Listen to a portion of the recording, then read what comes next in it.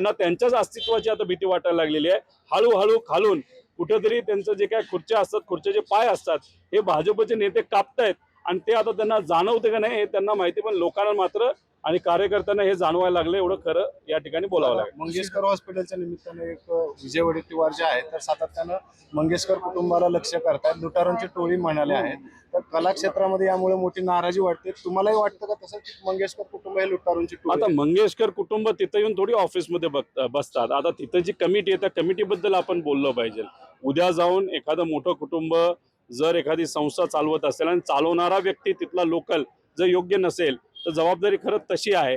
मला असं वाटतं फक्त की धर्मदायच्या अंतर्गत येणारे पूर्णपणे जे काही हॉस्पिटल आहेत त्यातून लोकांची गरिबाची सेवा खऱ्या अर्थाने झाली पाहिजे, एवढंच माझ्या सगळ्याचं मत आहे। मंगेशकर कुटुंबाबद्दल तुम्हाला काय वाटतं?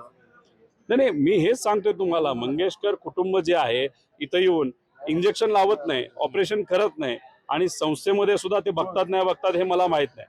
ते बघत असतील आणि त्यांनी जर निर्णय घेतला असेल पैसे घेतल्याशिवाय कोणाला सेवा द्यायची नाही, मग ते जबाबदार आहेत। पण त्यांनी तो निर्णय घेतला नसेल तर ते जबाबदार कसे असं आपल्याला म्हणावं लागेल। गेल्या काही दिवसांपासून अजितदादांची भाषण जर पाहिली तर ते साहेबांना कुठं दैवत म्हणतात, कुठं म्हणतात काकांना विचारल्याशिवाय काही काम करायचं नाही, कुठंतरी दादांची भूमिका बदलते असं वाटतं। असं मीडियाला वाटत असावं। आता माझं तुम्हाला नाही का मी भाषणच ऐकलं नाही, ते काय बोलले असं तुम्ही काकांना विश्वासात घेता? ते आता शेवटी व्यक्तिगत कुटुंबाचा एखादा निर्णय असेल आणि कुटुंब म्हणून पवार कुटुंबाला त्या कौटुंबिक विषयाच्या बाबतीत जर त्याचा इम्पॅक्ट येत असेल तर मला सुद्धा काकाला विचारावं लागतं आणि काकाचा आणि यांचा आशीर्वाद हा मला सुद्धा त्या ठिकाणी लागतो।